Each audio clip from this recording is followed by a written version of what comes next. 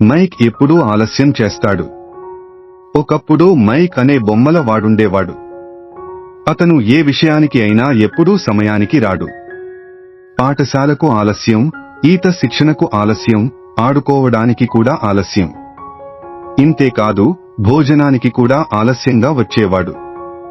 ఒక రాత్రి మైక్ కలలోకి ఒక దేవదూత వచ్చి చెప్పింది, రేపు ఉదయం 6 గంటలకు నేను అందరికీ తెలివితేటలను పంచుతాను. ఆలస్యం చేయకూడదు అని ఆమె హెచ్చరించింది. కానీ ఎప్పటిలాగే మైక్ ఆలస్యం చేశాడు. ఆహా! దేవదూత వెళ్లిపోయింది. మైక్ ఒక గొప్ప అవకాశాన్ని కోల్పోయాడు. కథలో నైతిక బోధ: సమయపాలన చాలా ముఖ్యం. లేదంటే మంచి అవకాశాలను కోల్పోతావు. చాలా కష్టపడి చేశాం ఈ వీడియో. మీకు నచ్చితే ఒక్క లైక్ పెట్టండి, షేర్ చేయండి, సబ్స్క్రైబ్ చేయడం మాత్రం మర్చిపోకండి.